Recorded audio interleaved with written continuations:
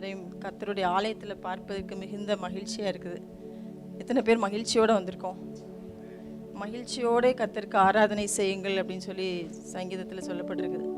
இன்னைக்கு கூட நம்ம வந்து முழுமையான நம்மளுடைய உள்ளத்திலிருந்து ஒரு சந்தோஷத்தோட கர்த்தருடைய சன்னிதானத்தில் வந்திருக்கிறீங்க. எல்லாரும் கர்த்தருக்கென்று நம்ம முழு மனதோடு அவருக்கு மனமகிழ்ச்சியோடும் அவரை ஆராதிக்கலாம். அதுக்கு முன்பதாக நம்ம ஒரு வார்த்தையை வாசிக்கலாம். மீகா எழுதின தீர்க்க தரிசன புத்தகம். கடைசி நாட்களில் கர்த்தருடைய ஆலயமாகிய பர்வதம் வந்து கொடுமுடியில் ஸ்தாபிக்கப்பட்டிருக்கும் அப்படின்னு இருக்குது. His church will be established. அதுதான் நம்மளுடைய சபையின் பங்கும், இந்த கண்மலை மீட்பர் சபையின் பங்கும் அதுதான். நம்ம வந்து கொடுமுடியில் மலையில் உச்சியில் நம்ம வந்து ஸ்தாபிக்கப்பட்டிருப்போம் அப்படின்னு சொல்லி இருக்குது. இந்த வார்த்தைகளை உள்வாங்கினவங்களா எல்லாரும் சேர்ந்து சபையாக நம்ம வாசிப்போம். மீகா 4ஆம் அதிகாரத்தில் இருக்குது. நம்ம எல்லாரும் ஒரே ஒரு கொஸ்டின் கேட்குறேன். நம்ம எல்லாரும் எதற்காக முதலாவது சபைக்கு வர்றோம்? எதற்காக வர்றோம்? அவரை ஆராதிக்கிறதுக்கு வரோம், அவரை தொழுது கொள்றதுக்கு வரோம், அவருடைய வார்த்தையை கேட்க வரோம். அநேக முறை வந்து நம்ம எல்லாருமே வழி தப்புன ஒரு ஆடுகளை போல தான் நம்ம இருக்கிறோம். என்னதான் வந்து கர்த்தருடைய சன்னிதானத்தில் நம்ம ஜெபித்து கொண்டிருந்தாலும் அநேக முறை நம்ம வந்து அடுத்த ஸ்டெப்பு நம்மளுக்கு என்னன்னு தெரியாத ஒரு குருடர்களை போல இருக்கிறோம், வழி தெரியாமல் இருக்கிறோம். ஆனால் ஆண்டவர் சொல்கிறாரு, அவர் வந்து நம்மளுக்கு வழியை காட்டுகிற தேவனாக இருக்கிறாரு. ஆமேன். எல்லாரும் விசுவாசிக்கிறீங்களா அதை? ஆமேன்.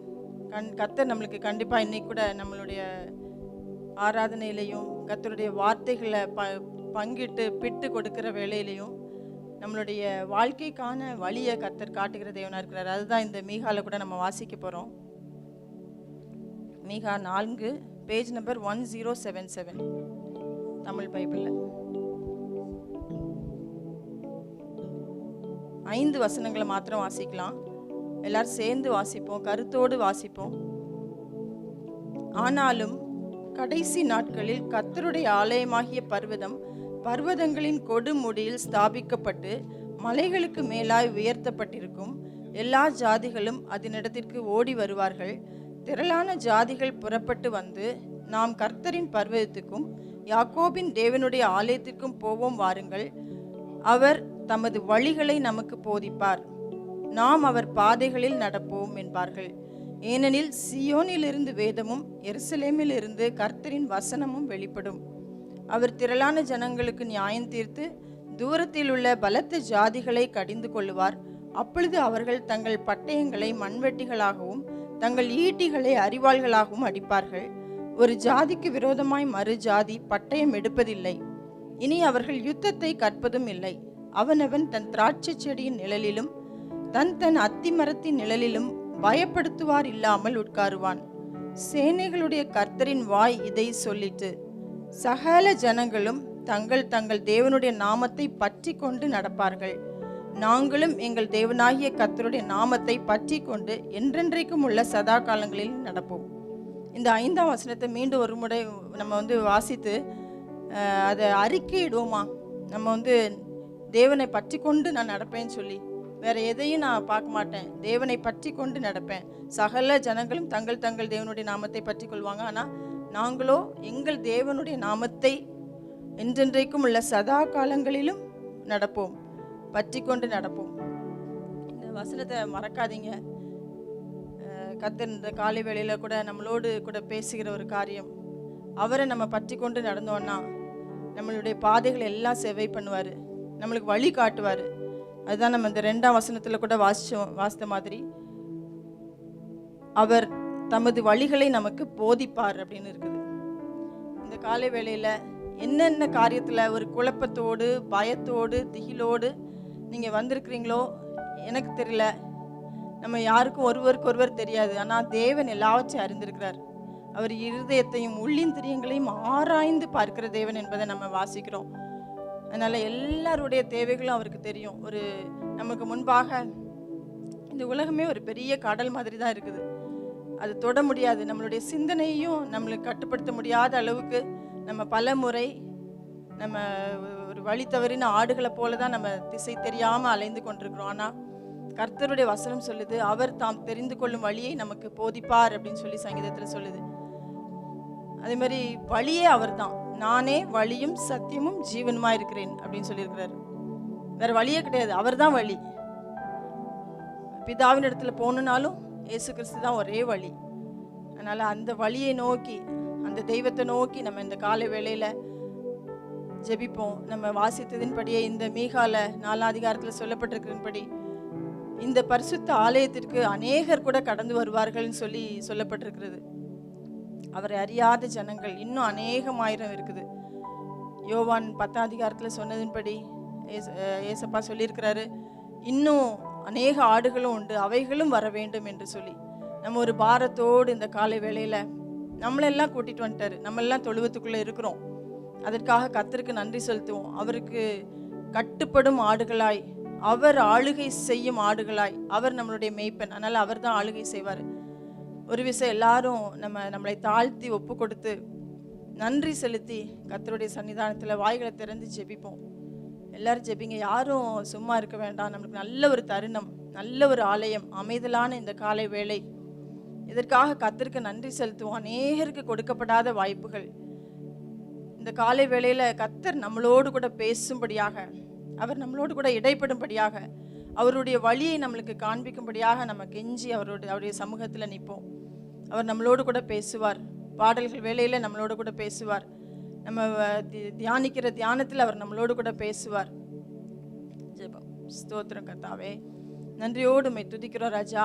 ஆண்டவரே, இந்த காலை வேளைக்காய் உம்மை நன்றியோடு அப்பா, எத்தனையோ பேருக்கு இல்லாத சிலாக்கியத்தை ஆண்டவரே அடிமைகளாகி எங்களுக்கு நீர் கொடுத்தீரே, அதற்காய் ஸ்தோத்திரம் தகப்பனே.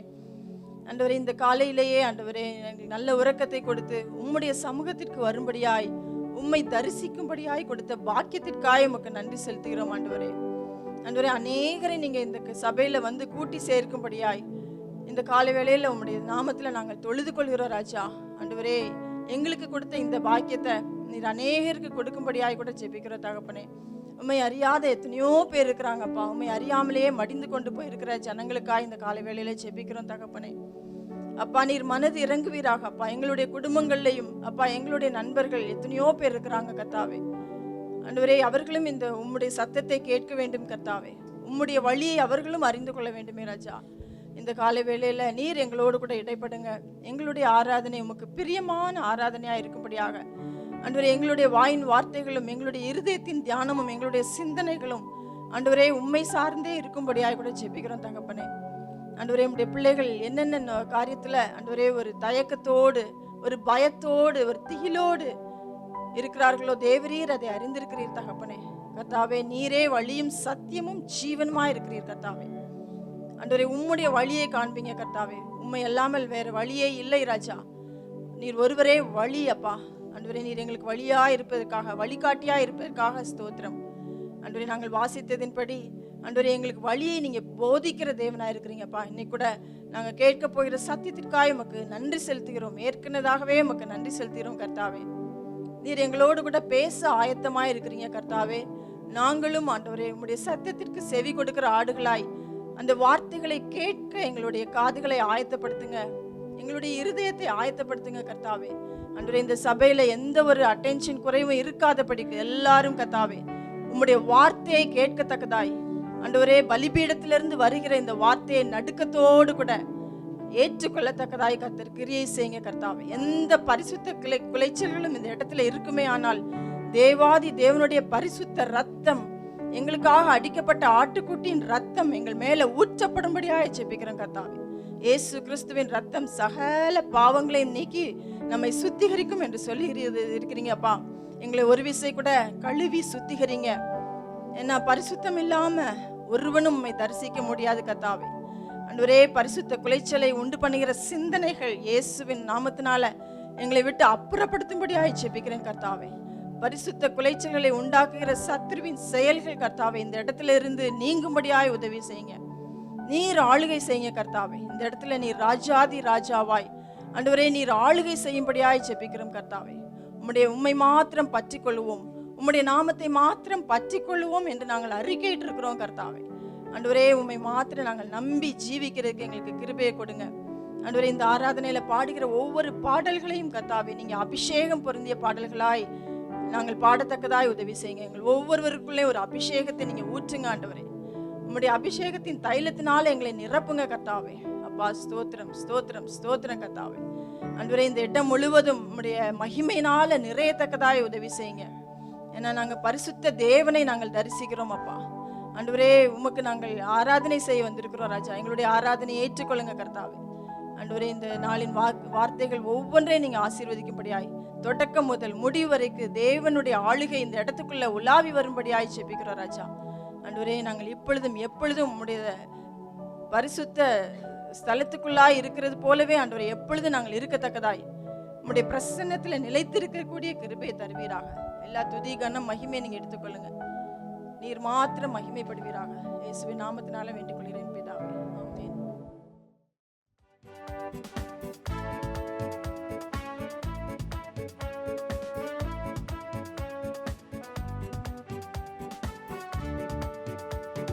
கர்த்தாவே, தேவர்களில் உமக்கொப்பானவர் யார்? வானத்திலும் பூமியிலும் உமக்கொப்பானவர் யார்? கர்த்தாவே, தேவர்களில் உமக்கொப்பானவர் யார்? வானத்திலும் பூமியிலும் உமக்கொப்பானவர் யார்? உமக்கொப்பானவர் யார்? உமக்கொப்பானவர் யார்? உமக்கொப்பானவர் யார்? உமக்கொப்பானவர் யார்? வானத்திலும் பூமியிலும் உமக்கொப்பானவர் யார்? வானத்திலும் பூமியிலும் உமக்கொப்பானவர் யார்? கர்த்தாவே, தேவர்களில் உமக்கொப்பானவர் யார்? வானத்திலும் பூமியிலும் உமக்கொப்பானவர் யார்? செங்கடலை நீர் பிளந்து உந்தன் ஜனங்களை நடத்தி சென்றீர். செங்கடலை நீர் பிளந்து உந்தன் ஜனங்களை நடத்தி சென்றீர். நீர் நல்லவர், சர்வ வல்லவர், என்றும் வாக்கு மாறாதவர்.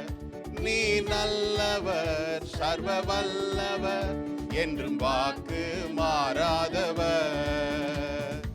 உமக்கொப்பானவர் யார்? உமக்கொப்பானவர் யார்? உமக்கொப்பானவர் யார்? உமக்கொப்பானவர் யார்? வானத்திலும் பூமியிலும் உமக்கொப்பானவர் யார்? வானத்திலும் பூமியிலும் உமக்கொப்பானவர் யார்? கர்த்தாவே, தேவர்களில் உமக்கொப்பானவர் யார்? வானத்திலும் பூமியிலும் உமக்கொப்பானவர் யார்? தூதர்கள் உண்ணும் உணவா உந்தன் ஜனங்களை போஷித்திரே. தூதர்கள் உண்ணும் உணவா உந்தன் ஜனங்களை போஷித்திரே. உம்மை போல யாருண்டு இந்த ஜனங்களை நேசித்திட? உம்மை போல யாருண்டு இந்த ஜனங்களை நேசித்திட? உமக்கொப்பானவர் யார்? உமக்கொப்பானவர் யார்? உமக்கொப்பானவர் யார்? உமக்கொப்பானவர் யார்? வானத்திலும் பூமியிலும் உமக்கொப்பானவர் யார்? வானத்திலும் பூமியிலும் உமக்கொப்பானவர் யார்? கர்த்தாவே, தேவர்களில் உமக்கொப்பானவர் யார்? வானத்திலும் வானவர் யார்? கண்மலையை நீர் பிளந்து உந்தன் ஜனங்களின் தாகம் தீர்த்தி. கண்மலையை நீர் பிளந்து உந்தன் ஜனங்களின் தாகம் தீர்த்தி. உம் நாமம் அதிசயம் என்றும் அற்புதம் செய்திடுவே. உம் நாமம் அதிசயம் என்றும் அற்புதம் செய்திடுவே. உமக்கொப்பானவர் யார்? உமக்கொப்பானவர் யார்? உமக்கொப்பானவர் யார்? உமக்கொப்பானவர் யார்? வானத்திலும் பூமியிலும் உமக்கொப்பானவர் யார்? வானத்திலும் பூமியிலும் உமக்கொப்பானவர் யார்? ஹல்லேலூயா.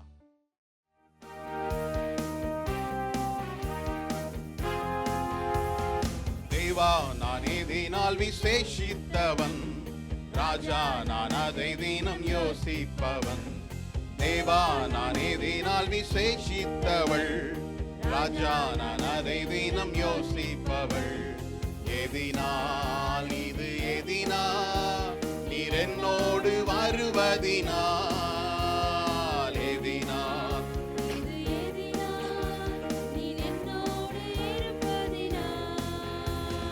தேவா, நான் எதினால் விசேஷித்தவன். ராஜா, நான் அதை தினம் யோசிப்பவன். தேவா, நான் எதினால் விசேஷித்தவள். ராஜா, நான் அதை தினம் எதினால் இது எதினால் நீர் என்னோடு வருவதினால்.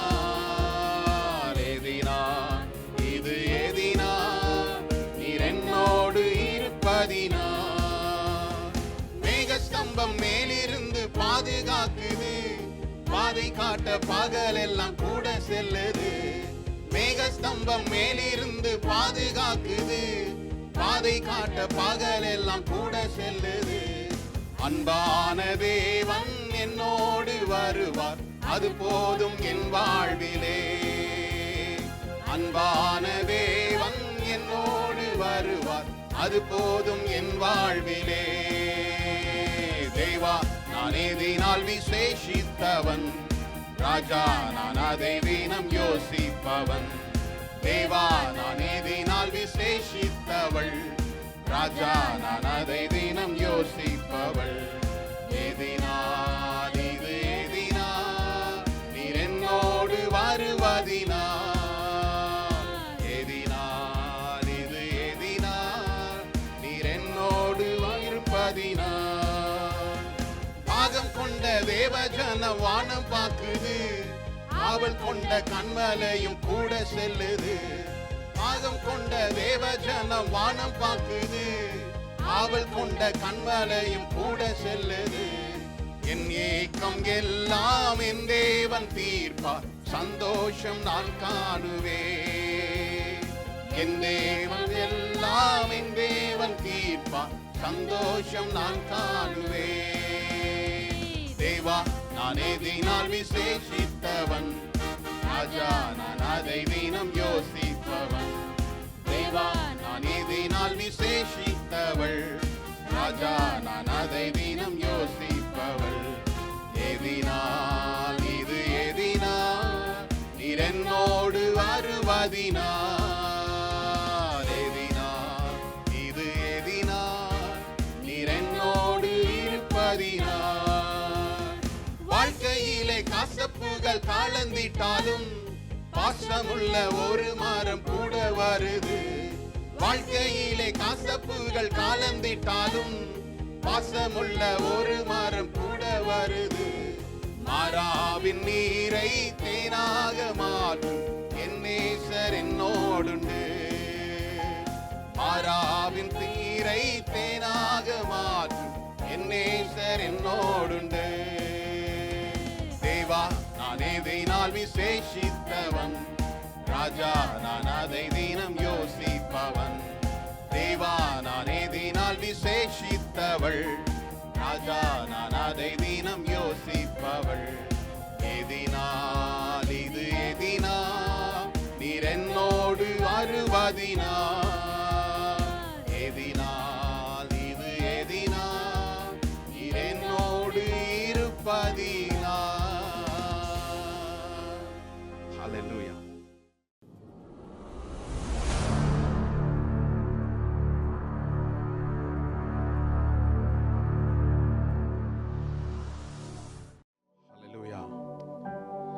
அமைதியா இருக்குது. கர்த்தருடைய வார்த்தைக்கு நீங்க அவளோடு காத்திருக்கிறீங்கன்னு நான் நம்புறேன். இந்த மாதத்துல நாம் சொன்னபடி வாசல்களை திறக்கிறவர் தேவன் அப்படின்னு சொல்லி நம்ம பார்த்தோம். போன வாரத்துல கர்த்தர் தரும் உயர்வுகளை தக்க வைத்துக் கொள்ளுங்கள் அப்படின்னு சொல்லி பார்த்தோம். நம்மளுடைய வாழ்க்கையில் அநேக இடங்களில் கர்த்தர் நமக்கு ஒரு வாய்ப்பை கொடுக்கிறாரு, உயர்வை கொடுக்கிறாரு. அதை தக்க வைத்துக் கொள்வது அப்படின்னு சொல்லி நம்ம பார்த்தோம். இந்த நாளிலும் கூட அவர் கொடுக்கின்ற உயர்வுகளை, அவர் கொடுக்கின்ற வாய்ப்புகளை பற்றிக்கொள் அப்படின்னு சொல்ற தலைப்புல நான் உங்களோடு கூட நான் பேச விரும்புகிறேன். Grab the opportunity what God has given you. கர்த்தர் கொடுக்கின்ற வாய்ப்புகளை பற்றிக்கொள். Grab it. நமக்கு அநேக வாய்ப்புகள் வருது. இந்த வாய்ப்புகளை நாம் பற்றிக் கொள்வதற்கு அநேக காரியங்களை செய்கிறோம். நாம் ஒருவேளை நினைக்கிறோம் நம்மளுடைய படிப்பு இல்லை நம்மளுடைய செல்வாக்கு, நம்மளுடைய ஆள்பலன் தான், நம்ம திறமை தான் நம்ம என்ன செய்து இந்த இடத்துல நம்ம கொண்டு வந்து வச்சிருக்குன்னு நினைக்கிறோம்.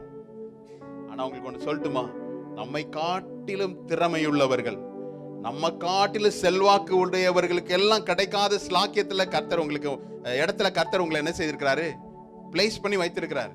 அப்படிதானே? அநேகருக்கு கிடைக்காத வாய்ப்புகளை கர்த்தருடைய பிள்ளைகளுக்கு, அவருடைய ஜனங்களுக்கு அப்படி நமக்கு கொடுத்திருக்கிறார்.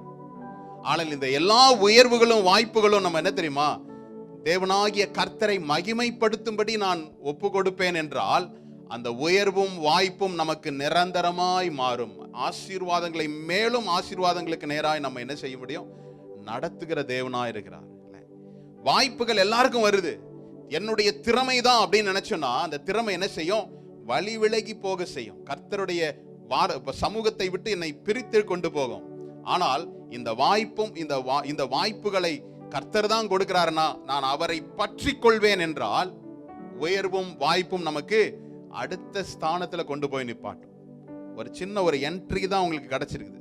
இந்த என்ட்ரியிலே நீங்க நான் திருப்தி அடைஞ்சிட்டு இதுதான், இட்ஸ் a beginning தான். கர்த்தர் உங்களுக்கு செய்கிற காரியம் இது ஜஸ்ட் a beginning தான், ஒரு துவக்கம் தான். துவக்கத்திலே நம்ம என்ன செய்யறோம், பாடா வேலை கிடைச்சிருச்சு அப்படி நம்ம நினைக்கிறோம்ல.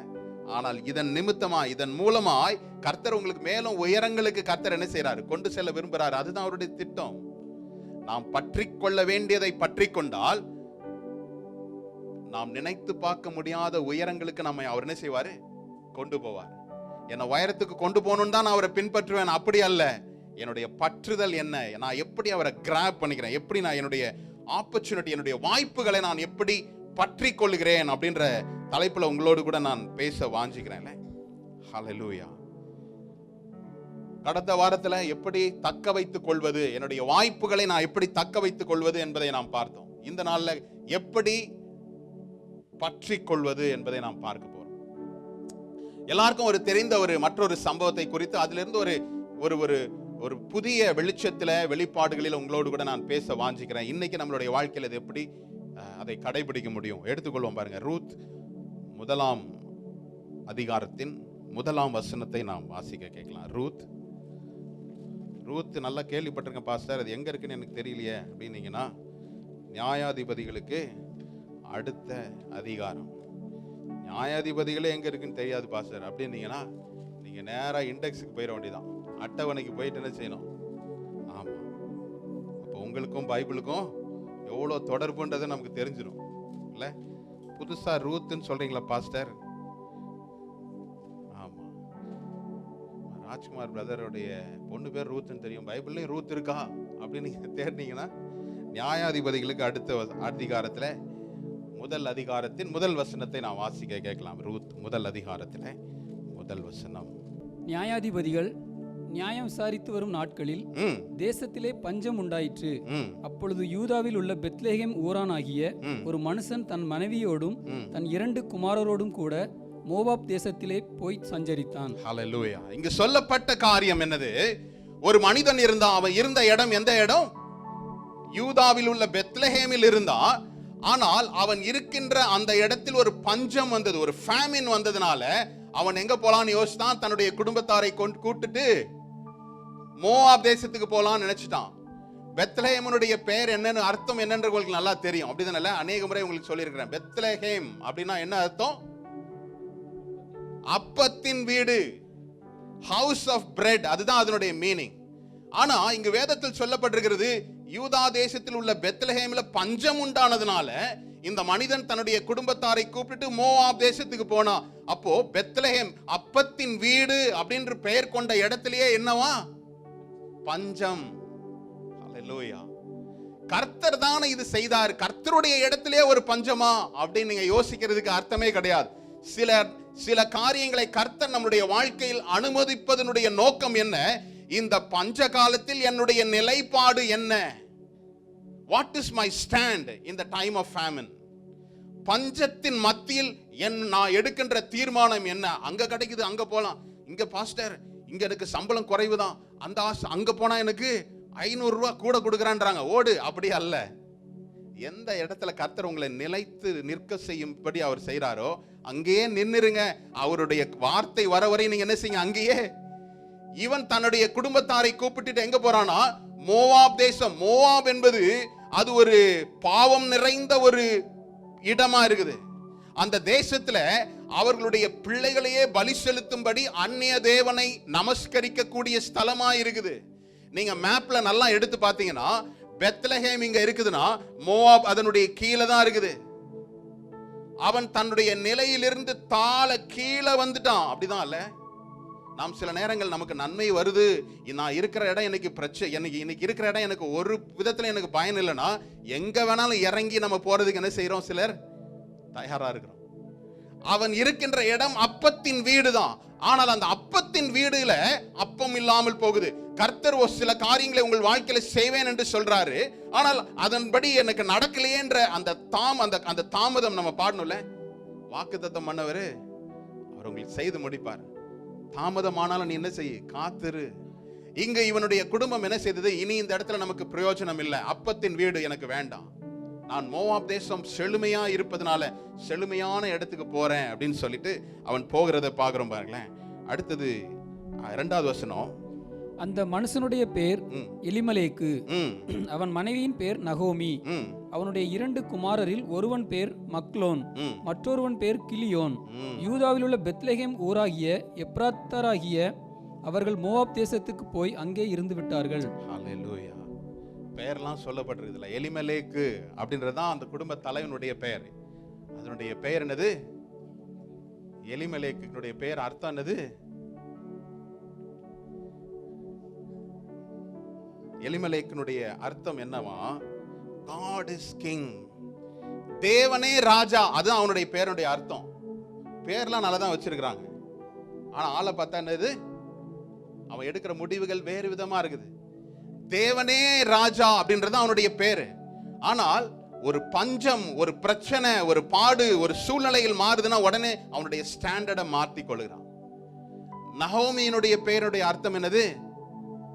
பிளசன்ட் அப்படின்னு இருக்குது, இனிமையானவள் அப்படின்னு இருக்குது. அவங்களுடைய 2 குமாரர்கள் இருந்தாங்க. ஒருவனுடைய பெயர் என்னது? மக்லோன். மக்லோனுடைய பெயர் என்ன தெரியுமா? நோயாளின்னு அர்த்தம், சிக்னஸ். அவனுடைய பெயருடைய அர்த்தம் சிக்னஸ். கிலியோன் அப்படின்னுடைய பேர் என்ன தெரியுமா? அர்த்தம் என்ன தெரியுமா? வேஸ்ட், வீணா போனவன் பாங்களே நம்ம ஊர்ல. அவன் வீணா போனவன். பேரே அப்படிதான் வச்சிருக்கிறாங்க. உங்களுடைய பிள்ளைகளுடைய பெயர் ரொம்ப ரொம்ப முக்கியம். நீங்க திருப்பி அந்த பெயரை உச்சரிக்கும் போதெல்லாம் அவனுடைய வாழ்க்கையில அவனை எதிர்காலத்தை குறித்து நீங்க என்ன செய்றீங்க? ப்ராஃபஸி பண்றீங்க, தீர்க்க தரிசனமா உரைக்கிறீங்க. அதுக்காக தான் நான் எப்பயுமே சொல்லுவேன், டைரக்டா பைபிள் பேரே வச்சிருங்களேன். ரூட் மீனிங் எங்கெல்லாமோ மீனிங்லாம் கண்டுபிடிச்சு அதுக்கு ஒரு டிஃப்ரெண்டா வைக்கணும்னு அவசியம் இல்லைல்ல. உங்க பிள்ளைகளுடைய வாழ்க்கைக்கு நேரடியாய் நீங்க என்ன ஆக போற, உங்க பிள்ளைங்க நீங்க என்னவா ஆக்க போறீங்க, அந்த நேரடியான பெயரை கொடுங்க. மாஸ்டர் பேரை மாத்த சொல்லிட்டாரு, நான் அப்படி சொல்லல. வைக்கும் போது என்ன செய்யுங்க? சரியா வச்சிருங்க. பேர் என்ன வச்சிருக்கான் அவங்க பிள்ளைகளுக்கு? ஒருத்தன் பேர் யாரு? நோயாளி, நோயாளி இங்க வா, மக்லோன் இங்க வா அப்படின்னா என்ன அர்த்தம்? இதெல்லாம் ஏன் சொல்றேன்றதை நீங்க பின்னாடி வர வசனங்கள்ல பார்க்கலாம். அடுத்தவனுக்கு வீணா போனவன், வேஸ்ட் அப்படின்றது பேர் அர்த்தம். அப்போ அவங்களுடைய பெயரினுடைய அர்த்தம் இதுதான். இவர்கள் என்ன செய்தாங்க? அங்க வேறு தேசத்துக்கு போய் என்ன செய்தாங்க? மோவாப்லயே தங்கிட்டாங்க. தங்கின காரியங்கள் சுருக்கமாய் சொல்றேன். அங்க தங்கி நல்லா தான் இருந்தாங்க கொஞ்ச நாள். பிள்ளைகளுக்கு என்ன செய்தாங்க? அந்த ஊர்லயே பொண்ணு எடுத்துட்டாங்க. அங்கேயே போய் பொண்ணு எடுத்து அங்கேயே வாழ்ந்துட்டாங்க. ஆனா என்ன ஆச்சு? கொஞ்ச நாட்களில் நம்ம நகோமியுடைய கணவன் என்ன செய்தான்? எலிமலேக்கு மரித்து போனான். அதற்கு பிற்பாடு அவங்களுடைய 2 குமாரர்களும் என்ன செய்தாங்க? மரித்து போனாங்க. எல்லா 3 ஆண்களும் மரித்து போனாங்க. அப்ப மிச்சம் எத்தனை பேர் இருக்கிறாங்க? 3 பெண்கள். ஏன்னா 2 பேருக்கு கல்யாணம் ஆயிடுச்சு, 2 பிள்ளைகளும் கல்யாணம் ஆச்சு இல்ல. அப்போ அந்த தேசத்துல அதனுடைய நாம் எடுக்கின்ற ஒவ்வொரு தீர்மானத்திற்கும் ஒரு விளைவு உண்டு. நாம் எடுக்கின்ற ஒரு தவறான தீர்மானம்னா தவறான பின் விளைவுகளை நாம் சந்திக்க நேரிடும். We have to face the consequences. நாம் எடுக்கின்ற ஒவ்வொரு நன்மையான தீர்வை நீங்க எடுத்தீங்கன்னு வச்சுக்கோங்களேன், நன்மையான விளைவை நீங்க பெற்றுக்கொள்வீங்க. இப்ப இந்த எலிமலேக்கு என்ன செய்தான்? அவன் மேல ஒரு இடத்துல இருக்கிறான், ஆனால் தாழ்வான இடத்துக்கு இறங்கி வந்து அப்பத்தின் வீட்டில் இருந்து அவன் என்ன செய்தான்? மோவாப் தேசத்திற்கு, பாவம் நிறைந்த ஒரு பகுதிக்கு நேரா போனான். காரணம் என்ன தெரியுமா? நான் இருந்த இடத்துல எனக்கு ஒன்னும் கிடைக்கல, நான் போக வேண்டிய இடத்துல நான் என்ன செய்யறேன்? அங்க போய் செட்டில் ஆகலாம். பாவம் நிறைந்த ஒரு இடத்துல போய் அவனுடைய கூடாரத்தை அமைத்து கொண்டதுனால அவனும் இறந்து போனான், அவனுடைய பிள்ளைகளும் என்ன செய்தாங்க? இறந்து போனாங்க. அப்ப இருக்கிறது 2 மருமக்களும் மாமியார் மாத்திரம் இருக்கிறாங்க. இங்க என்ன நடக்குது பாருங்க. அடுத்து 6வது வசனத்தை கூட படிக்கலாம். கர்த்தர் தம்முடைய ஜனங்களை சந்தித்து அவர்களுக்கு ஆகாரம் அருளினார் என்று அவள் மோவாப் தேசத்திலே கேள்விப்பட்டு தன் மருமக்களோட கூட மோவாப் தேசத்திலிருந்து திரும்பி வரும்படி எழுந்து. ஹல்லேலூயா. பிள்ளைகள் மரித்து போனாங்க, மருமக்கள் அவர்களோடு கூட இருக்கிறாங்க. அவர்கள் சொல்றா, அவளுக்கு காது கேட்கும்படி தேவன் அவள் தங்கி இருந்த அந்த பெத்லஹேம்ல கர்த்தர் சந்திக்கிறார், அப்பத்தை கொடுக்கிறார், ஜனங்களை சந்திக்கிறார். உடனே என்ன செய்தாங்களாம்? அதன் கடைசி பகுதியில் சொல்லப்பட்டது 6வது வசனத்துல, தன் மருமக்களோட கூட மோவாப் தேசத்திலிருந்து திரும்பி வரும்படி எழுந்து அப்படின்றது. இவள் மாத்திரம் தனியா போல என்ன செய்யறா? தன் மருமக்கள்மார்களையும் கூப்பிட்டு கொண்டுதான் என்ன செய்யறா? எழும்புகிறா. 3 பேரும் போலான் தான் முதல் பிளான், அப்படிதானே? முதல் திட்டம் என்னது? எல்லாரும் போலாம். 3 பேரும் எழுந்து போறாங்க. 7வது வசனத்தை படிக்கலாம் பாருங்களேன். தன் 2 மருமக்களோடும் கூட தான் இருந்த ஸ்தலத்தை விட்டு புறப்பட்டாள். யூதா தேசத்திற்கு திரும்பி போக அவர்கள் வழி நடக்கையில். ஹல்லேலூயா. நான் எதை பற்றி கொள்ளுகிறேன் என்பது ரொம்ப ரொம்ப நம்மளுடைய வாழ்க்கையில் முக்கியம். ஆரம்பம் நல்லா தான் இருக்கு. 2 பேரும் ஒரே இடத்துல இருந்து தான் கிளம்பி போறாங்க. 3 பேரும் ஒரே இடத்துல இருந்து தான் கிளம்பி போறாங்க. 7வது வசனத்துல பார்க்கிறோம், அவர்கள் யூதா தேசத்திற்கு திரும்பி போக அவர்கள் வழி நடக்கையில். நான் போனோம், நான் நல்லதுதான், கர்த்தரை பற்றி கொள்ளணும், கர்த்தருடைய ஜனங்களோடு என்னை சேர்த்து கொள்ளணும் தான் எந்திரிச்சு நடக்கிறாங்க. ஆனால் போகும் வழியில் நடக்கும் போது ஒண்ணு நடக்குது பாருங்க. நம்மளுடைய வாழ்க்கையில நம்ம ஆரம்பத்துல நல்லா தான் நடக்கிறோம், ஆனால் தேவனுடைய வார்த்தையை நாம் வேறு ஒரு திசை மாறி போவதற்கு ஒரு சின்ன ஒரு டிஃபரன்ஸ் தான். பெரிய தவறுகள்லாம் நம்ம செய்யறதில்ல, ஆனால் ஏதோ ஒரு சிறிய கீழ்ப்படியாமை என்னுடைய வாழ்க்கையில் வேறு திசைக்கு நேராய் கொண்டு செல்லுகிறது. இவங்க 3 பேரும் நாம் பெத்லஹேமுக்கு போலான்னு எழும்புறாங்க, நடக்கிறாங்க. நடக்கையில் ஒண்ணு நடக்குது பாருங்க. 8வது வசனம். நகோமி தன் 2 மருமக்களையும் நோக்கி, நீங்கள் இருவரும் உங்கள் தாய் வீட்டுக்கு திரும்பி போங்கள். மரித்து போனவர்களுக்கும் எனக்கும் நீங்கள் தயை செய்தது போல கர்த்தர் உங்களுக்கும் தயை செய்வாராக. ஹல்லேலூயா. நடக்கையில அவர் ஒரு சஜஷன் கொடுக்கிறா. என்ன சொல்றா? நீங்க என்ன செய்யுங்க? திரும்பி போங்க, தாய் வீட்டுக்கு திரும்பி போங்க. இது எத்தனாவது? ஃபர்ஸ்ட் டைம் திரும்பி போங்கன்னு சொல்றா. நோட் பண்ணிக்கோங்க. முதல் முறையா சொல்றா திரும்பி போங்க. எங்க போங்க? உங்களுடைய தாய் வீட்டுக்கு. தாய் வீடு என்னது? இடத்தை குறிக்கின்றது. உங்களுடைய இடத்துக்கு நீங்க போங்க, திரும்பி போங்க அப்படின்னு சொல்றா. 3 பேரும் அவர்கள் துவங்கினது சரியான ஒரு துவக்கம் தான். நான் போய் மறுபடியும் இஸ்ரவேல் ஜனங்களோடு கூட நான் என்ன செய்ய போறேன், உடன்படிக்கை பண்ணப்பட்ட ஜனங்களோடு நான் இணைத்துக் கொள்ளதான் போறேன்னு சொல்லி எழுந்து புறப்பட்டு போறாங்க. அவர்கள் போகையில் மாமியார் ஒரு சஜஷனை கொடுக்குறா. என்னது? நீங்க 2 பேரும் உங்களுடைய தாய் வீட்டுக்கே திரும்பி போங்க, கோ பேக். ஒரு ஆப்ஷன் கொடுக்கப்படுது. இன்னைக்கு நம்மளுடைய வாழ்க்கையில பின்பற்றணும் தான் நான் நினைக்கிறேன், தேவனை முழுமையாய் பின்பற்றணும் தான் நினைக்கிறேன். ஆனா ஒரு ஆப்ஷன் எங்கிருந்தோ வருது, இது செய்தா நல்லா இருக்கும், ஆனால் நான் எதை பற்றி கொள்கிறேன் அப்படின்றதுதான் முக்கியம். பாருங்க, அடுத்தது பாருங்க, 9வது வசனம். கர்த்தர் உங்கள் இருவருக்கும் வாய்க்கும் புருஷனுடைய வீட்டிலே நீங்கள் சுகமாய் வாழ்ந்திருக்க செய்வாராக என்று சொல்லி அவர்களை முத்தமிட்டாள். அப்பொழுது அவர்கள் சத்தமிட்டு அழுது அவளை பார்த்து, இப்ப என்ன சொல்றா? நீங்க உங்கள் இருவருக்கும் வாய்க்கும் புருஷனுடைய வீட்டிலே நீங்கள் சுகமாய். முதலாவது பாருங்க, உன் தாய் வீட்டுக்கு போங்கன்னு சொல்றா, இடத்தை குறிக்கிறது. அடுத்தது உங்களுடைய புருஷனுடைய வீட்டில் நீங்க வாழ்க்கைப்பட்டிருப்பீங்க, என்னது? இனத்தை குறிக்கிறது, ஜனத்தை குறிக்கின்றது. நீங்க எங்கிருந்து வந்தீங்களோ அங்கே நீங்க போயிருங்க, உங்களுடைய இடத்துக்கே திரும்பி போயிருங்க, உங்களுடைய ஜனத்திற்கே நீங்க திரும்பி போயிருங்கன்னு ஒரு சஜஷன் கொடுக்கிறா. நான் ஒன்று சொல்றேன் பாருங்க, கர்த்தர் உங்களை கொண்டு ஏதோ ஒரு காரியத்தை செய்யணும்னு நினைச்சாருன்னா உங்களுடைய இடத்தை விட்டு உங்களுடைய ஜனத்தை விட்டு பிரித்து கொண்டு வந்துதான் அவருடைய திட்டத்தை உங்கள் மூலமா நிறைவேற்றுவார். எத்தனை பேர் உணர்ந்து கொள்றீங்க? ஹல்லேலூயா. ஒருவேளை நம்ம ஊர்ல இருந்தோம்னா நம்ம வேற மாதிரி இருந்திருக்கலாம் இல்ல, நம்மள எல்லாம் பிரிச்சு கொண்டு வந்து ஒரு ரூம்ல போட்டு அடைச்சு ஒன்றும் பண்ண முடியாது, நம்ம நினைக்கிறதெல்லாம் செய்ய முடியாத மாதிரி, அவர் நினைக்கிறத மாத்திரம் நம்ம செய்யற மாதிரி.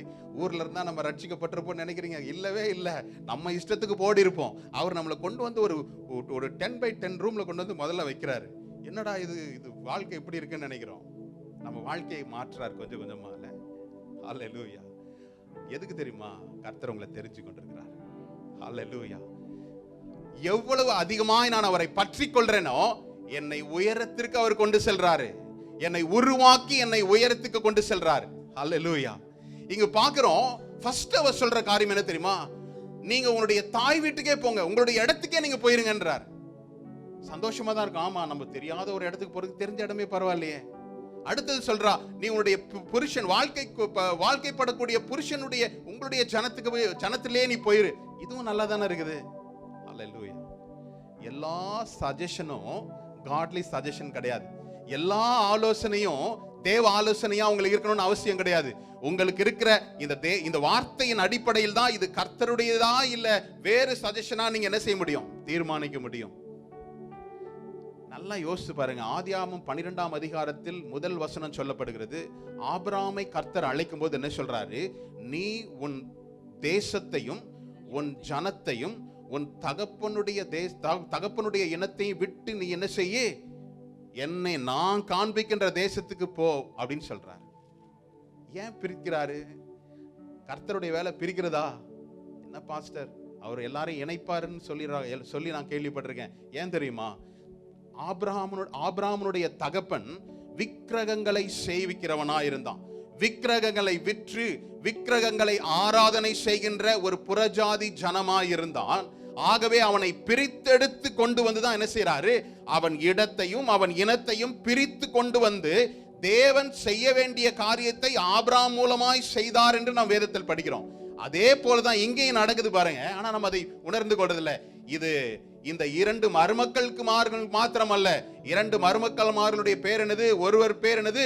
ஓர்பால், ஒருவள் ரூத். ஒருவள் பற்றி கொண்டால் இன்னொன்று பற்றதுக்கு வாய்ப்பு இருந்தது, ஆனால் அது என்ன செய்தா? விட்டு விட்டால். இன்னைக்கு உங்களுக்கு கிடைக்கிற வாய்ப்புகளை நீங்கள் சரியான பற்றி கொள்ள வேண்டியதை பற்றி கொண்டால் உயர்வுக்கு நேராய் கர்த்தர் உங்களை என்ன செய்வாரு? வழி நடத்த அவர் வல்லவரா இருக்கிறார். அப்ப இங்கு ஓர்பாலும் என்ன செய்த சஜஷன் கொடுக்கப்பட்டது, 2 பேருக்குமே கொடுக்கப்பட்டது. முதல்ல சொல்றா, திரும்பி போ, யூ கோ பேக், உங்களுடைய இனத்தாருக்கு இடத்துல நீங்க திரும்பி போங்க அப்படின்னு சொல்றா. இங்க 2வது முறை ஒரு காரியத்தையும் சொல்றா. மறுபடியும் 11வது வசனத்திலையும் சொல்றா, அதற்கு நகோமி, என் மக்களே நீங்கள் திரும்பி போங்கள், என்னோட ஏன் வருகிறீங்க? உங்களுக்கு புருஷராகும்படிக்கு இனிமேல் எனக்கு கர்ப்பத்துல பிள்ளை உண்டாகுமோ அப்படி கேட்கிறான். ஹல்லேலூயா. 11ஆம் வசனத்திலிருந்து 13ஆம் வசனம் வரை அவள் சொல்லுகிற காரியம் ஒரே ஒரு காரியம்தான். அந்த ஒரு காரியம்தான் இந்த 2 மருமக்கள்மார்களுக்கும் மிகவும் அவசியமான காரியமாய் இருந்தது. ஏன் நான் சொல்றேன், அந்த நாட்களில பெண்கள் தனியாய் வாழ்வதற்கு வாய்ப்பே இல்லை. ஒன்று பெற்றோர்களின் பராமரிப்பில் அந்த பெண்கள் இருக்கணும், இல்ல சகோதரர்களுடைய பராமரிப்பில் அந்த பெண்கள் இருக்கணும், இல்லைன்னா எப்படி இருக்கணும், கணவனுடைய பராமரிப்பில் இருக்கணும். இங்கு பெற்றோர்களை விட்டு வந்துட்டாங்க, கணவன் இறந்து போனாரு, சகோதரர்கள் கிடையாது.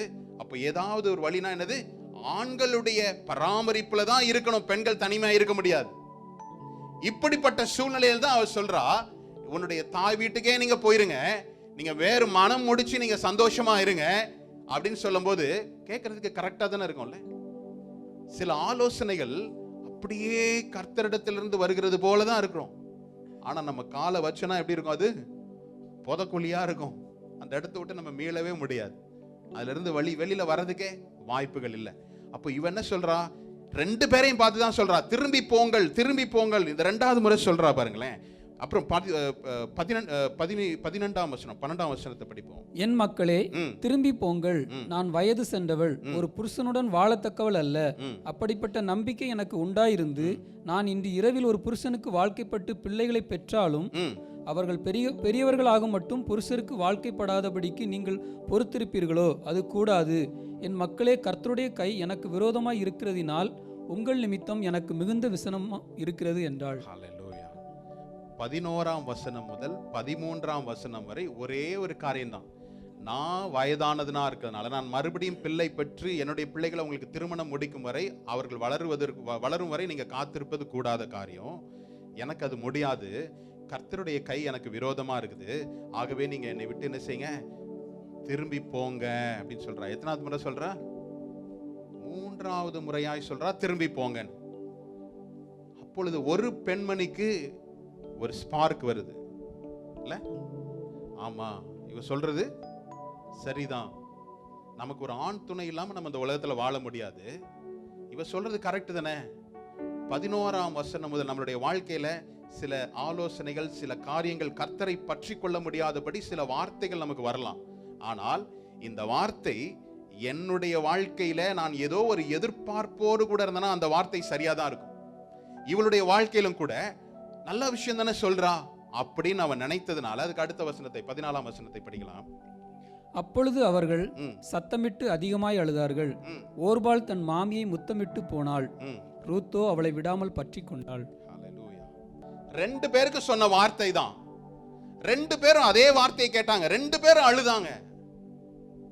ஏன் இது சொல்றேன், அந்த நாட்களில் ஒரு கணவன் மரித்து போனால் அந்த கணவனுடைய மனைவி இருக்கிறாள், அது இந்த மரித்து போன கணவனுடைய சகோதரர்கள் திருமணம் முடித்து அவள் மூலமாய் சந்ததியை பெருக்குவதுதான் நியமனமாய் இருந்தது. அதுதான் மோசேயினுடைய பிரமாணமாய் இருந்தது. ஆனால் இங்கு ஒரு அறிகுறியும் இல்லாததுனால இவன் என்ன செய்தா, இந்த வார்த்தைகளை கேட்டவன 2 பேரும் அழுதாங்க. ஆனால் ஓர்பாள் என்கின்றவள் என்ன செய்தா, தன் மாமியை முத்தமிட்டு போனா. ஏன்? அவளுக்கு வாய்ப்புகள் வந்தது. 2-3 பேர் சேர்ந்துதான் ஒரே இடத்துல இருந்து கிளம்புறாங்க. எங்க? உடன்படிக்கை பண்ணப்பட்ட ஜீவனுள்ள தேவனுடைய ஜனங்களோடு கூட நானும் இணைத்து கொள்ளும்படி நாங்க 3 பேரும் கிளம்புறோம். போற வழியில தான் ஒண்ணு நடக்குது. விசுவாசத்துல நான் ஆரம்பிக்கின்ற காரியங்கள் சரியா தான் இருக்குது. ஆனால் அந்த பயணத்தில் என்னுடைய வாழ்க்கையில் வேறு திசையை நான் என்ன செய்கிறேன், அமைத்துக் கொள்கிறேன். எல்லாரும் எவ்ரிபடி ஸ்டார்டிங் வெல், எல்லாருமே என்ன செய்யறோம், ஆரம்பம் நல்லா தான் இருக்குது. அப்படிதானே? எந்த ஓட்ட பந்தயத்துல அது நீ கரெக்டா ஆரம்பிச்சப்பா உனக்கு தான் முதல் பரிசு கொடுக்குறாங்களா? கிடையாது. யாருக்கு பரிசு? பினிஷிங்ல வரவனு தான் பரிசு. இங்க ஆரம்பித்தது 3 பேரும் தான் போலான்னு ஆரம்பிக்கிறாங்க, புறப்படுறாங்க. ஆனால் போகின்ற பாதி வழியில நீ திரும்பி போன்னு 3 தடவை சொன்ன உடனே 3வது முறை சொல்லும் போது இவ சொல்றது கரெக்ட் தான். இவ இனிமே பிள்ளை பெத்து நம்ம கல்யாணம் முடிக்கிறதுக்கு நடக்காத காரியம். எனக்கு ஏதாவது கிடைக்கும் நினைச்சு நான் கர்த்தரை பின்பற்றினா என்னுடைய பற்றுதல் எப்படி இருக்கும்? கிரிப் வீக்கா தான் இருக்கும். இனி இவளை பின்பற்றினா எனக்கு ஒன்னும் கிடைக்காதுன்ற தீர்மானத்திற்குள் ஓர்பாள் வந்ததுனால அவ என்ன செய்துட்டா, முத்தமிட்டு போனாள். அப்படின்னு தானே போட்டிருக்கல 14வது வசனத்துல. ஆமா, அதுக்கு அடுத்த பகுதி பாருங்க, ரூத்தோ அவளை விடாமல், ஹல்லேலூயா, ரூத்தோ அவளை விடாமல் என்ன செய்தாலாம்? பற்றி கொண்டாள். இன்னைக்கு இந்த தலைப்புல தான் உங்களோடு கூட பேச, என்னுடைய பற்றுதல், நான் எதை பற்றி கொண்டிருக்கிறேன் என்பதை தான் என்னுடைய வாழ்க்கையில தீர்மானிக்கிறது நான் என்னவா ஆக போறேன்றது. தவறான காரியங்களை பற்றி கொண்டால் தவறான முடிவுகள் என்னுடைய வாழ்க்கையில் என்ன செய்கிறது? எடுக்க நேரிடுகிறது. யோர்பால் அவள் மாமியை அவளும் தான் பற்றி கொண்டால், ஆனால் போற வழியில் அவளுடைய சிந்தையில் என்ன இருக்கு? ஒரு குழப்பம் வருது. அப்படிதானே? அவ பேச பேச குழப்பத்தின் அடிப்படையில் தான் அவள் என்ன செய்தா? ஓர்பால் என்ன செய்தா? தன் மாமியை முத்தமிட்டு போனாள். ஏன்? அவளும் ஆரம்பித்தது கரெக்டா தான் ஆரம்பிச்சா, துவக்கம் கரெக்டா தான் இருந்தது, ஸ்டார்டிங் வெல் நல்லா தான் இருந்தது, ஸ்டார்ட் பண்ணது நல்லா தான் இருந்தது. ஆனால் அவளுடைய குழப்பம், என்னுடைய வாழ்க்கையில குழப்பத்தின் அடிப்படையில் நான் சில காரியங்களை பற்றி கொண்டால், அந்த பற்றுதல் ஒரு காலகட்டத்தில் என்ன செய்யும்? வீக் ஆகும். அந்த பற்றுதலை நான் விட்டுருவேன். ஹல்லேலூயா. ஆனால் ரூத்தோ தன் மாமியை விடாமல் பற்றி கொண்டாள். ஹல்லேலூயா. இதுதான் நம்மளுடைய வாழ்க்கையில நம்மளுடைய உயர்வுக்கு காரணம். நான் எப்படி பற்றி கொள்ளுகிறேன், யாரை பற்றி கொள்ளுகிறேன் என்பதுதான் மிகவும் முக்கியமான காரியமா இருக்கிறது. நான் பார்க்கிறோம் பாருங்க. 14வது வசனத்துல அவள் மாமியை விட்டு சென்றாள் அப்படின்னு பார்க்கிறோம். இன்னொரு வாட்டி சொல்றா 15வது வசனத்துல, அப்பொழுது அவள், இதோ உன் சகோதரி தன் ஜனத்திடத்திற்கு தன் தேவர்களிடத்திற்கும் திரும்பி போய்விட்டாளே, நீயும் உன் சகோதரியின் பிறகே திரும்பி போ என்றாள். இப்ப புரியுதா உங்களுக்கு? நமக்கு வருகின்ற சோதனைகள், நாம் பற்றி கொள்ளுகிற தேவனை உன்னதமாய் உறுதியாய் பற்றி கொள்றேனா, இல்ல என்னுடைய ஜனத்திற்கும் என்னுடைய தேவர்களுக்கும் திரும்பி போயிடுறேனா? எனக்கு கிடைச்சதுக்கு, எனக்கு விரும்பினது கிடைச்சிருச்சு, ஆகவே நான் என்னுடைய பழைய வாழ்க்கைக்கே போயிடுறேன்னு ஓர்பால் போயிட்டா. இனி என்னுடைய வாழ்க்கையில இங்க எனக்கு கிடைக்கிறதுக்கு ஒன்றும் இல்லை, ஆகவே நான் திரும்பி போயிடுறேன்னு போயிட்டா. ஆனால் ரூத்தோ அவளை என்ன செய்தான்? உறுதியாய் பற்றி கொண்டாள். அடுத்த வசனத்தையும் பார்ப்போம் பாருங்க. அதற்கு ரூத், நான் உம்மை பின்பற்றாமல் உம்மை விட்டு திரும்பி போவதை குறித்து என்னோடே பேச வேண்டாம். நீர் போகும் இடத்திற்கு நானும் வருவேன், நீர் தங்கும் இடத்திலே நானும் தங்குவேன். உம்முடைய ஜனம் என்னுடைய ஜனம், உம்முடைய தேவன் என்னுடைய தேவன். நீர் மரணமடையும் இடத்தில் நானும் மரணமடைந்து அங்கே அடக்கம் பண்ணப்படுவேன். மரணமே அல்லாமல் வேறொன்றும் உம்மை விட்டு என்னை பிரித்தால் கர்த்தர் அதற்கு சரியாகவும் அதற்கு அதிகமாகவும் எனக்கு செய்ய கடவர் என்றாள். அவளுடைய பற்றுதலில் ஒரு தெளிவு இருந்தது. ஓர்பாலும் பற்றி கொண்டால் அந்த பற்றுதலில் ஒரு குழப்பம் இருந்தது, ஒரு பிரச்சனை. அவளுக்கு திருப்பி போங்க, உங்கள்கிட்ட கொடுக்கறதுக்கு என்கிட்ட ஒண்ணுமே கிடையாது, தேவனுடைய கையும் எனக்கு விரோதமா இருக்குன்னு அவ திங்க் பண்ண ஆரம்பிச்சிட்டான். அந்த குழப்பம், எந்த மனுஷனுக்கு ஒரு குழப்பம் இருக்குதோ அவனுடைய பிடியில உறுதியா என்ன செய்ய முடியாது? இருக்கவே முடியாது. ஆனால் ரூத்தோ அவளுடைய பற்றுதலில் ஒரு தெளிவோடு கூட அவள் இருந்தபடியினால், என்ன கிடைக்க போகுதுன்னு எனக்கு அவசியம் இல்லை, ஆனால் நான் இந்த உடன்படிக்கை செய்யப்பட்ட, தேவனால் உடன்படிக்கை செய்யப்பட்ட இந்த ஜனத்தோடு கூட என்னை இணைத்துக் கொள்ள நான் வாஞ்சிக்கிறேன், என் மாமியை நான் ஒரு நாள் விட மாட்டேன்னு சொல்லி அவர் என்ன செய்தா? பற்றி கொண்டவளா இருந்தபடியினால என்ன நடந்தது? அவர் பாருங்க, ஓர்பாலுடைய சூழ்நிலை நல்லா யோசித்து பாருங்க. தெரியாத ஒரு இடம், தெரியாத ஒரு ஜனம், தெரியாத ஒரு கலாச்சாரத்துல போய் நான் மாட்டிக்கொள்ள விரும்பல. என் மாமி சொல்றது கரெக்ட் தான், எனக்கு தெரிஞ்ச இடம், பழக்கமான இடம். இன்னைக்கு நம்ம வாழ்க்கையில சில விசுவாச அடிகளை நாம் ஏன் எடுக்க விரும்பல? விசுவாச அடிகள் என்ன தெரியுமா? எனக்கு முன்னாடி இருக்கிறது என்னன்னு எனக்கு தெரியாது, ஆனா கர்த்தர் எனக்கு இதை செய்வார் என்று சொல்ற நம்பிக்கை தான் என்ன செய்யும்? அந்த அடியை எடுக்க வைக்கும். ஆனா ஓர்பால் பார்த்தா, எனக்கு தெரியாத ஒரு இடம், பழக்கமில்லாத ஒரு இடம், அனுபவம் இல்லாத ஒரு இடம், ஆகவே நான் பழைய இடத்திலே நான் போயிடுறேன்னு சொல்லி அவர் என்ன செய்யிட்டா? இன்னைக்கு போயிட்டான். இன்னைக்கு அதுதான் என்னுடைய பற்றுதல் ஏன் வீக்கா இருக்கு அப்படின்னா, பழக்கம் இல்லாதது. இரண்டாவது, எனக்கு பாதுகாப்பான இடம், அவளுக்கு நல்ல பரிச்சயமான இடம், மோவாப் தேசம்.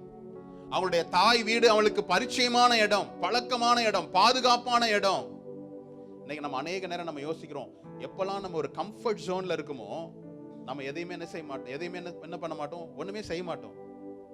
கம்ஃபர்ட் ஜோனை விட்டு வெளியில வரும்போது தான் நாம் ஏதாவது செய்யணும்னு அந்த நினைவே நமக்கு என்ன செய்யும்? வரும்.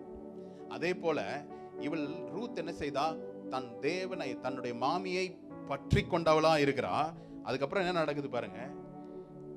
அவள் ரூத்தை பார்த்து சொல்லும் போது, நீ திரும்பி போமான்னு சொல்லும் போது அவ என்ன சொல்றா? உம்முடைய இடம் தான், அப்படிதானே சொல்றாளே, நீ எங்க தங்குவியோ அந்த இடம் தான் நான் தங்க போறேன். அடுத்து என்ன சொல்றா? உம்முடைய ஜனம் தான் என்னுடைய ஜனம், உம்முடைய தேவன் தான் என்னுடைய. ஹல்லேலூயா. அவளுடைய ஜனத்தை இதுவரை ரூத் கண்டதே இல்லை, மீட் பண்ணதே இல்லை. எப்படி இருப்பாங்கன்னு தெரியாது. விசுவாசம் என்பது கர்த்தர் எனக்கு வைத்திருக்கிறது எப்படி இருக்கும்னு எனக்கு தெரியாது, ஆனா எனக்கு நேர்த்தியான இடத்தை வைத்திருப்பார் என்ற தெளிவு எனக்குள்ள இருக்கும்போது தான் நான் தேவனை பற்றி கொள்வது எப்படி இருக்கும்? ஸ்ட்ராங்கா இருக்கும். வாயில சொல்ல நான் தேவனை பற்றி கொள்றேன், ஆனா சூழ்நிலைகளின் மத்தியில் ரூத் எடுத்த முடிவை ஓர்பாலால் எடுக்க முடியல. காரணம் என்ன தெரியுமா?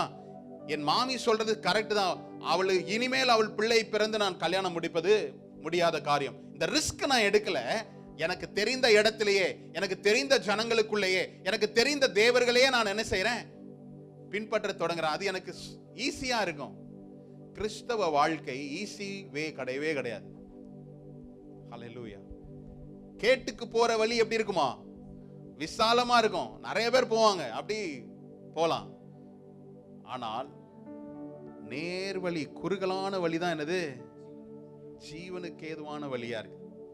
உங்களுடைய வாழ்க்கையில பலர் எடுக்கின்ற முடிவு அவங்களாம் எடுத்ததுனால இது நம்மளே எடுப்பனால, உங்களுக்கென்று ஒரு தனித்துவத்தை கர்த்தர் வைத்திருக்கார். You are unique.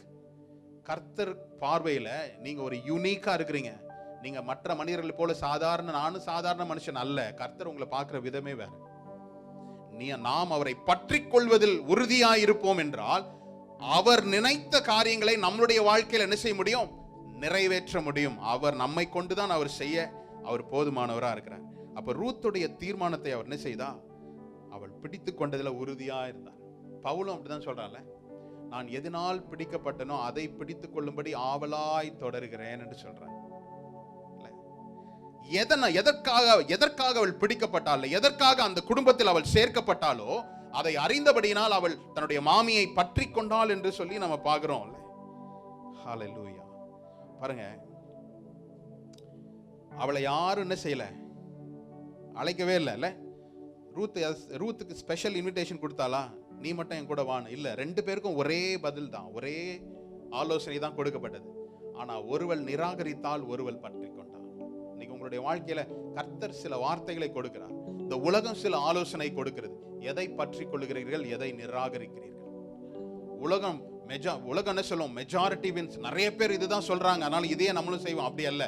உங்களுக்கென்று கர்த்தர் என்ன காரியத்தை உங்களோடு கூட பேசுகிறார், அவர் வார்த்தையின் மூலமாய் உங்களுக்கு வெளிப்படுத்துகிற காரியம் என்ன, நாம் அதை அறிந்தோம் என்றால் கர்த்தர் உங்களோடு கூட இன்றும் கூட அவர் பேச அவர் ஆயத்தமா இருக்கிறார். பாருங்க, அடுத்த 2வது அதிகாரத்தின் முதல் வசனத்தை பார்க்கலாம். நகோமிக்கு அவளுடைய புருஷனாகிய எலிமெலேக்கின் உறவின் முறைவில் போவாஸ் என்னும் பேருள்ள மிகுந்த ஆஸ்திகாரனாகிய இனத்தான் ஒருவன் இருந்தான். அடுத்த வசனம். மோவாபிய ஸ்திரீயான ரூத் என்பவள் நகோமியை பார்த்து, நான் வயல்வெளிக்கு போய் யாருடைய கண்களில் எனக்கு தயை கிடைக்குமோ அவர் பிறகே கதிர்களை பொறுக்கி கொண்டு வருகிறேன் என்றாள். அதற்கு அவள், என் மகளே போ என்றாள். ஹல்லேலூயா. ரூத் தன்னுடைய வாழ்க்கையில தான் அடைய போகின்ற இடத்தை அடைந்துட்டேன்னு சொல்லி அவர் ரிலாக்ஸ்டா இல்ல. அவள் என்ன செய்தா? தன் மாமியை பார்த்து சொல்றா, வந்து சேர்ந்துட்டோம், அப்பத்தின் வீடுக்கு வந்து சேர்ந்துட்டோம், ஏதாவது சாப்பிடுறதுக்கு நமக்கு வேணும், அதனால நாம் என்ன செய்யறேன், நான் தன் கைகளை முடக்கி கொண்டு இனி கர்த்தரே செய்வார் என்று அல்ல, கிரியைகளை நடப்பித்தான். ஹல்லேலூயா. வீட்டுல ஒடுங்கி உட்காரல, அவங்க மாமியாரை கூப்பிட்டு போல, நான் மட்டும் போய் வெயில்ல கஷ்டப்பட நீயும் வான்னு சொல்லல. அவன் என்ன செய்தா? தன் மாமியை பார்த்து, நீங்க இங்க இருங்க, நான் போய் வெளியில ஏதாவது நமக்கு சாப்பிடுறதுக்கு ஆகாரம் கிடைக்குதான்னு போய் என்ன செய்யறேன். ஹல்லேலூயா. பற்றி கொண்ட ஜனம், தேவனை பற்றி கொண்ட ஜனம் கிரியைகளை நடப்பிக்கும். செயல்பாடுகளை என்ன செய்யும்? செயல்படும். நான் கர்த்தருடைய வார்த்தை எனக்கு வந்துருச்சு, கர்த்தர் வாக்குத்தத்தத்தை எனக்கு கொடுத்திருக்கிறார், நான் அதை பற்றி கொண்டு ஜெபித்துக்கிட்டே இருக்கிறேன் அல்ல, செயல்பட தொடங்கும் போதுதான் அடுத்த காரியங்கள் நடக்கணும். அதான் சொல்றேன், கர்த்தர் உங்களை கொண்டு காரியங்களை நடப்பிக்க வேண்டும் என்றால் அவரை பற்றி கொள்ளுகிறவர்களா இருந்தா அவருடைய திட்டத்தை உங்கள் மூலமாய் அவர் என்ன செய்வார்? நிறைவேற்றுவார். ரூத்துக்கு ஒரு நாளும் தெரியாது நாம இந்த தேசத்துல போய் இந்த ஒரு உயர்ந்த ஸ்தானத்துல என்ன கர்த்தர் வைப்பார், இல்ல, நினைக்கவே இல்லை. அதான் சொல்றேன், கர்த்தர் எல்லாத்தையும் வெளிப்படுத்திட்டான்னு செய்வீங்க. நம்ம எண்ட் ரிசல்ட்டை காட்டிட்டாரு. உங்களை அப்படியே ரூத் அங்கிருந்து கிளம்பும் போதே அவர் சொல்லிட்டாரு, 2 பேருக்கும், ஓர்பாலுக்கும் காட்டிட்டாரு, நீதாமா இயேசுனுடைய சந்ததி உன் மூலமா தான் வரப்போகுது அப்படின்ட்டுனா ஓர்பால் திரும்பி போயிருப்பாளா? போயிருக்க மாட்டான்ல. சில காரியங்களை கர்த்தர் மறைத்து வைப்பதனுடைய நோக்கம் என்ன தெரியுமா? என்னுடைய விசுவாசம் வெளிப்படணும். என்னுடைய விசுவாசம் வெளிப்பட்டாதான் அவர் கிரியைகளை என்ன செய்வாரு? என் மூலமாய் நடப்பிப்பார். இவ போய் ஒரு வயல்வெளியில போய் பார்க்கறா. அங்க போய் என்ன செய்யறா? கதிரை பொறுக்கி கொள்ளும்படி போறா. அங்க என்ன நடக்குது? 5வது வசனம், 2ஆம் அதிகாரத்தின் 5ஆம் வசனம். பின்பு போவாஸ் அறுக்கிறவர்கள் மேல் கண்காணியாக வைக்கப்பட்ட தன் வேலைக்காரனை நோக்கி, இந்த பெண் பிள்ளை யாருடையவள் என்று கேட்டான். ஹல்லேலூயா. இதுதான், எப்போ நான் தேவனுடைய வார்த்தைகளை பற்றி கொள்றேனோ அவருடைய வேலை தொடங்க ஆரம்பிச்சிடும். தெய்வீக திட்டம் வெளிப்பட தொடங்கும். யாருன்னே தெரியாது, ஏதோ ஒரு வயலுக்கு போய் என்ன செய்யறா? கதிர்களை பொறுக்கி வரலான்னு போறா. அது பை ஆக்சிடென்டா, நம்ம மனுஷீகமா சொல்லணும்னா எப்படி? எதிர்பாராத விதமா யார் வயலுக்கு போனா? போவாசனுடைய வயலுக்கே போயிட்டான். இவளுக்கு தெரியுமா? நான் சொல்றேன், தேவனுடைய பிள்ளைகளுடைய வாழ்க்கையில ஆக்சிடென்ட்ன்ற வார்த்தையே கிடையாது.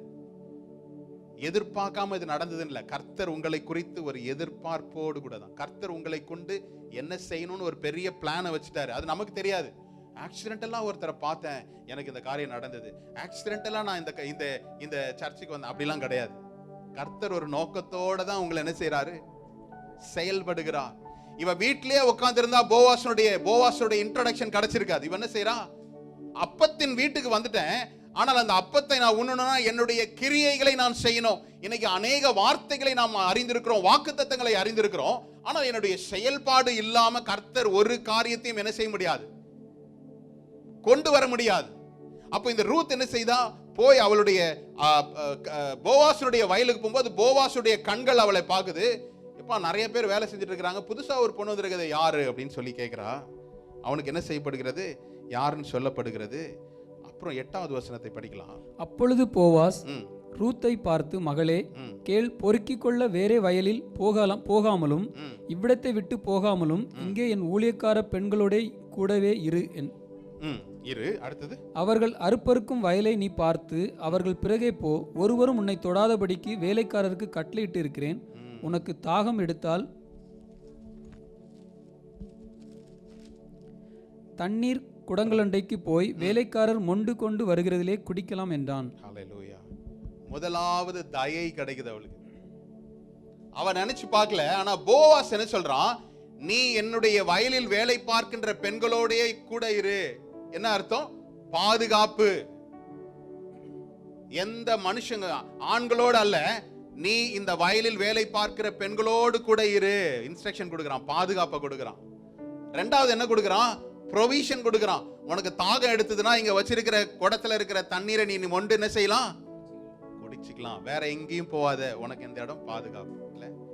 ஓர்பால் நினைச்சா என்னுடைய பாதுகாப்பான இடம் மோவாப் தேசம்தான்.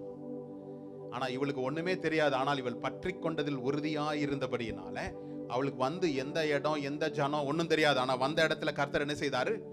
பாதுகாப்பை கொடுக்கிறார். உங்களை பார்த்து சொல்றேன், எனக்கு கர்த்தருடைய வார்த்தை இது சொல்லுது, ஆனா எனக்கு ஒண்ணுமே தெரியல. நீங்க செயல்பட தொடங்குனீங்கன்னா அதற்குரிய பாதுகாப்பையும் அதற்குரிய தேவைகளையும் கர்த்தர் உங்களை சந்திக்கிற தேவனா இருக்கிறார். ஹல்லேலூயா.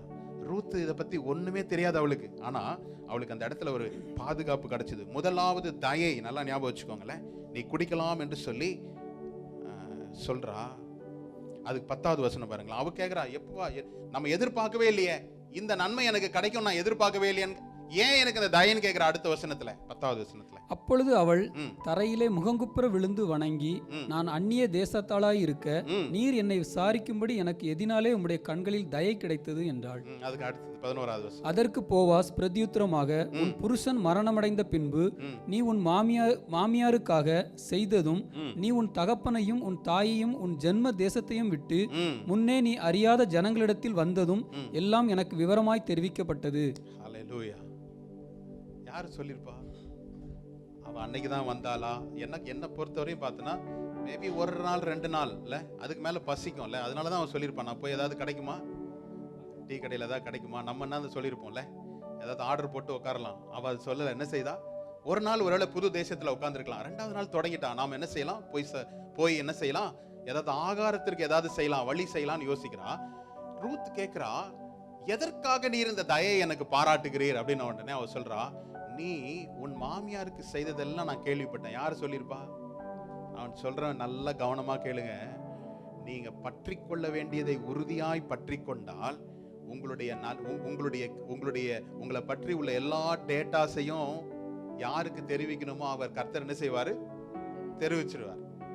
இல்ல, எப்படி நம்ம மொபைல்ல நம்புறோமோ, ஒரு அப்ளிகேஷனை டவுன்லோட் பண்ணும்போது நம்மளுடைய டீட்டெயில் கொடுக்குறோமோ, நம்மளுடைய டீட்டெயில் எல்லாம் எடுத்துக்கிறத நம்ம நம்புறோமோ, அதே போல கர்த்தர் நான் அவரை பற்றி கொள்வதில் உறுதியாய் உத்தமமாய் இருந்தா என்னை பற்றி உள்ள எல்லா மைக்ரோ மேக்ரோ டேட்டா பேஸ் எல்லாத்தையும் எனக்கு தெரிய வேண்டியவர்களுக்கு என்ன செய்வார்? எத்தனை பேருக்கு புரியுது? அவ கேட்கிறா, ஏன் எனக்கு தயவு கொடுறீங்க? நான் வந்து இந்த தேசத்து பொண்ணும் கிடையாது, நான் அந்நிய பெண்ணா இருக்கிறேன், புறஜாதி மகளா இருக்கிறேன், எனக்கு எப்படி இந்த தயவுன்னும் போது அவர் சொல்றாரு, அவர் லிஸ்டே கொடுக்கிறார். நீ உன் கணவன் மரித்த போதும் உன்னுடைய இனத்தாரை விட்டு உன் மாமியார் பின்னாடி அவர் ஒரு பெரிய டேட்டா பேஸே கொடுக்கிறார். அவளுக்கு என்னடா என்னை பத்தி இவ்வளவு இன்ஃபர்மேஷன்? உங்களுடைய வாழ்க்கையில இதை தீர்க்கமாய் நம்புங்க. நான் கர்த்தருக்கு உண்மையாய், கர்த்தரிடத்தில் உண்மையாய் இருப்பேன் என்றால் என்னை சந்திக்கின்ற நபருக்கு நான் யார் என்பதை கர்த்தரே என்ன செய்வாரு? அறிவிப்பார். முதலாவது தயை கிடைச்சது. எப்படி? நீ வேற எங்கேயும் போனாமா, இங்க இருக்கிற பெண்களோடு கூட நீ இரு. உனக்கு தாகம் எடுக்குதா, இங்க வச்சிருக்கிற தண்ணி எடுத்து நீ என்ன செய்ய? மொண்டு குடித்துக்கோ. வேற எந்த வயலுக்கும் போகாத, இங்கே நான் உனக்கு. அப்படி என்ன அர்த்தம்? உனக்கு என்ன தேவையோ இங்கேயே சந்திக்கப்படும்.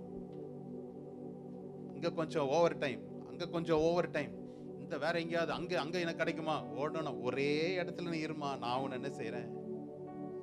உயர்த்துறேன். ஹல்லேலூயா. அடுத்தது பாருங்க.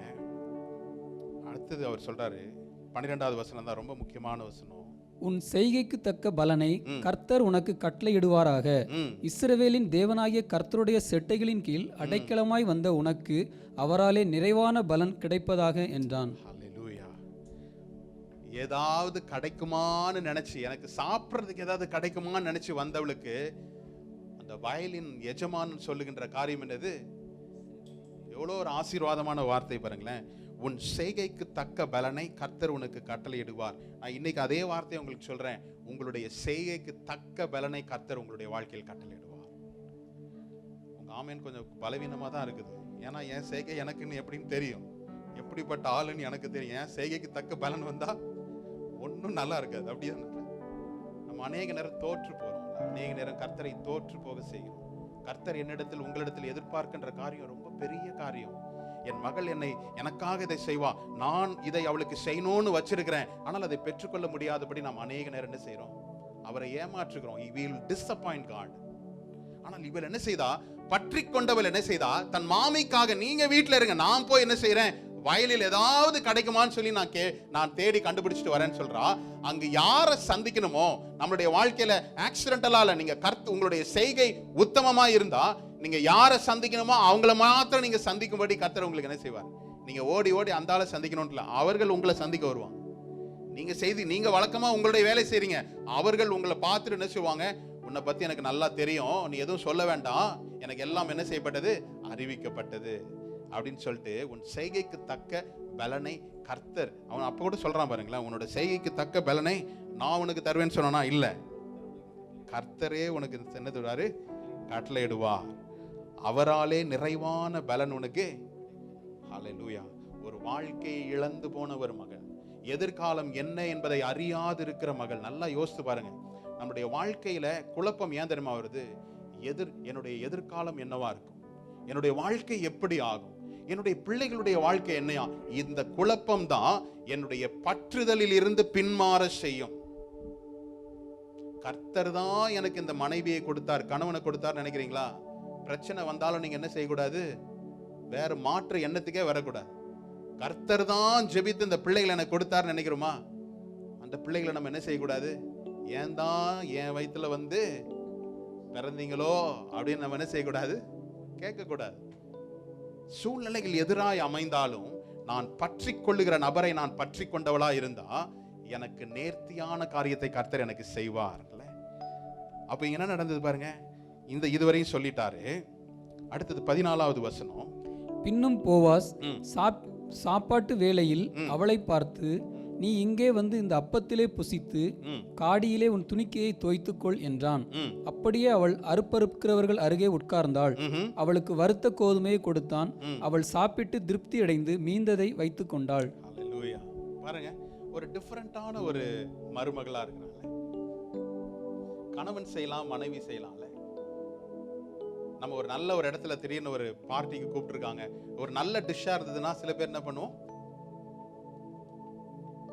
நீங்களாம் அதெல்லாம் பண்ண மாட்டீங்க போல. அது ஒரு கவர்ல போட்டு நம்ம மனைவிக்கு கொண்டு போய் கொடுக்கலாமே அப்படின்னு ஒரு ஆசை இருக்கும். மனைவியும் அது மாதிரி செஞ்சிருப்பாங்க. நீங்களாம் பார்த்தா ஐயோ அப்படிலாம் நான் செய்யலாம், அவங்களுக்கு அவங்க பங்கையும் சேர்த்து நானே சாப்பிட்டு வந்துடுவேன் பாஸ்டர் அப்படின்ற மாதிரி இருக்கு. இவன் என்ன பண்றா? இவள் அந்த இடத்துல வீட்டுக்கு கதிர்களை பொறுக்கி கொண்டு வீட்டுக்கு வந்து சமைச்சு சாப்பிடலாம்னு நினைச்சா. ஆனா அவன் என்ன சொல்றான்? போவாஸ், நீ இவர்களோடு உட்காந்து நீ சாப்பிடு, உனக்கு சாப்பிடறதுக்குரிய எல்லாத்தையும் கொடுக்குறேன், வறுத்த கோதுமைகளை கொடுக்குறான். அவ சாப்பிட்டுட்டு என்ன செய்யறா? மீதியை அடுத்த வேலைக்கு வச்சுக்கிட்டாளா? நம்ம ஃப்ரிட்ஜில் வைக்கிற மாதிரி மீதியை வச்சுக்கிட்டா. யாருக்கு? மாமியாருக்கு வச்சுக்கிட்டா. நான் யாரை பற்றி கொள்ளுகிறேனோ அவர்கள் தேவைகளை நான் என்ன செய்யறேன்? அறிந்தவளா இருக்கு. நீங்க கர்த்தரை பற்றி கொள்ளுகிறவர்களா இருந்தா கர்த்தருடைய தேவைகளை நீங்க என்ன செய்ய முடியும்? உள்வாங்கிக் கொள்ள முடியும். என்னுடைய தேவைகளையே நான் கேட்டுட்டு இருக்கிறேன், கர்த்தாவே உம்முக்கு என்னிடத்துல இருந்து என்ன வேணும்? அதுதான் பற்றி கொள்ளுதலுடைய சாராம்சம். இவன் தன் மாமியை பற்றி கொண்டால், பற்றி கொண்ட உடனே பாடா இன்னைக்கு என் வயிறு நிறைஞ்சது, மாமியாது ஆமா அப்படின்னு நினைக்கலாம். என்ன செய்தா? மீதியை வைத்து கொண்டாலாம். அப்போ அங்க என்ன நடக்குது? இரண்டாவது லெவல் ஆஃப் தயை. அவள் பெற்றுக்கொள்ளுகிற தயையினுடைய அடுத்த காரியம் பொறுக்க தான் போனா. லிட்டரல் வேர்ட்ல சொன்னா என்னது? நீங்க லேவியராகமத்துல நம்ம எடுத்து படிக்கும்போது பாத்தீங்கன்னா, திக்கற்றவர்கள், அனாதைகள், விதவைகள் எல்லாம் என்ன செய்யறாங்க? அந்த அறுப்பு காலத்துல சைட்ல கீழே விழுறதெல்லாம் என்ன செய்யணும்? அதை அவங்க பொறுக்கிக் கொள்ளணும். இதுதான் நியதி. அதுக்காக தான் அவள் இந்த நீதியெல்லாம் அவளுக்கு தெரியாது. ஆனா அவளே அதை புரிந்து கொண்டவளாய் சாப்பிட்றதுக்கு ஏதாவது போய் வயல்ல ஏதாவது கிடைக்குமான்னு போறா. அந்த விட்டுட்டு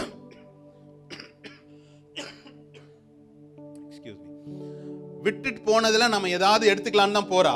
ஆனால் அவளுக்கு கிடைக்கிறது என்னது? ஸ்பெஷலா ப்ரிப்பேர் பண்ண ஃபுட் அவளுக்கு கொடுக்குறாங்க. வறுத்த கோதுமையும் கொடுக்குறாங்க. அவள் சாப்பிட்டுட்டு அதை வைத்து கொண்டாள். 15வது வசனம் பாருங்களேன். அவள் கதிர் பொறுக்கிக் கொள்ள எழுந்தபோது போவாஸ் தன் வேலைக்காரரை நோக்கி, அவள் அரிக்கட்டுகள் நடுவே பொறுக்கிக் கொள்ளட்டும், அவளை ஈனம் பண்ண வேண்டாம். அடுத்தது, அவள் பொறுக்கிக் கொள்ளும் படிக்கு அவளுக்காக அரிகளிலே சிலதை சிந்த விடுங்கள், அவளை அதட்டாதிருங்கள் என்று கட்டளையிட்டான். தயையினுடைய அடுத்த கட்டம் இது. மிச்சம் இருக்கிறது பொறுக்கிக் கொள்ளதான் போறா, ஆனால் அவளுக்கு சாப்பாடு கொடுக்கப்படுகிறது. அடுத்தது என்ன சொல்றாரு போவாஸ்? அவளுக்கு சும்மா கிடைக்கிற மாதிரி சில நேரம் என்ன செய்யுங்க, சில கதிர்களை அப்படியே விட்டு போங்க, அவ எடுத்துக்கிட்டோம். ஹல்லேலூயா. பற்றி கொள்வதனால் உள்ள பலன் எது? இதுதான். ஓர்பால் தனக்கு என்று ஒரு ஜனம் இருந்தது. எனக்கு பழக்கம் இல்லாத வேலை வேணாம். எனக்கு ஒரு பழமொழி சொல்லுவாங்கல்ல, நாளைக்கு கிடைக்கிற பலாவை விட இன்னைக்கு கிடைக்கிற, தெரியாதா இது உங்களுக்கு? நாளைக்கு கிடைக்கிற பலாவை விட இன்னைக்கு கிடைக்கிற நெல்லிக்காய் போதும். அது வேற மாதிரி சொல்லுவாங்க தமிழ்ல, சென்னையில. நாளைக்கு கிடைக்கிற பலாவோட இன்னைக்கு கிடைக்கிற பலாக்காயோட இன்னைக்கு கிடைக்கிற கலாக்காய் போதும்னுவாங்க. கலாக்காய் எத்தனை பேருக்கு தெரியும் தெரியல, சின்னதா இருக்கும். ஆமா, நாளைக்கு கிடைக்கிற பலாக்காயை விட இன்னைக்கு கிடைக்கிற கலாக்காய் போதும்னு நினைச்சு ஓர்பால் போயிட்டா. ஆனா இவள் தன்னுடைய மாமியை பற்றி கொள்வதனால அவளுக்கு தயை மேல் தயை கிடைக்குது. போவாஸ் சொல்றான், நீங்க செதறி இருக்கிற விதைகளை மாத்திரம் அல்ல, அவளுடைய சில கதிர்களையும் அவள் பொறுக்கிக் கொள்ளும்படி என்ன செய்யுங்க, விட்டுட்டு போங்க அப்படின்னு சொல்றா. 17வது வசனம். அப்படியே அவள் சாயங்காலம் மட்டும் வயலிலே கதிர் பொறுக்கினாள். பொறுக்கினதை அவள் தட்டி அடித்து தீர்ந்தபோது அது ஏறக்குறைய ஒரு மரக்கால் வார்கோதுமை கண்டது. ஹல்லேலூயா. பொறுக்குனா இவ்வளவுதான், ஒரு கை ஹேண்ட்ஃபுல் ஆஃப் தான் கிடைக்கும். இவ என்ன செய்யறா? அங்கேயே போய் பொறுக்கி அந்த கதிர்கள் எல்லாம் அடிச்சு கோதுமையா மாற்றி ஒரு மரக்கால் அளவு சேர்த்து கொண்டு தன்னுடைய மாமியை பார்க்க போறா. வெறுங்கையாய் வந்தவளுக்கு முதல் நாளிலே அவளுக்கு கிடைத்த காரியம் என்னது? ஒரு மரக்கால் கோதுமை கிடைச்சு. அடுத்த வசனத்தை படிக்கலாமே. அவள் அதை எடுத்துக்கொண்டு ஊருக்குள் வந்தாள். அவள் பொறுக்கினதை அவளுடைய மாமி பார்த்தாள். தான் திருப்தியாய் சாப்பிட்டு மீதியாக வைத்ததையும் எடுத்து அவளுக்கு கொடுத்தாள். ஹல்லேலூயா. பற்றி கொள்வது என்பது எனக்கு ஏதாவது கிடைக்கும்னு நினைச்சு அவள் மாமியை பற்றி கொள்ளல. அவள் பற்றி கொண்டவளா இருந்தபடியினால் தன்னுடைய மாமிக்கும் அவர் போஷிக்கிறவளாய் மாறுகிறார். தான் மீதம் வைத்திருந்த வறுத்த வார்கோதுமைகளை அவள் மாமிக்கும் கொடுத்து என்ன செய்றா? சந்தோஷப்படுறா. பற்றி நான் ஒருத்தரை பற்றி கொள்றேன்னா எனக்கு ஏதாவது கிடைக்கும் அதனால நான் பற்றி கொள்வேன் அல்ல, பற்றி கொண்ட நபருடைய நலனையும் சார்ந்தவளாய் அவர் என்ன செய்றா? அதுதான் உண்மையான பற்றுதல்.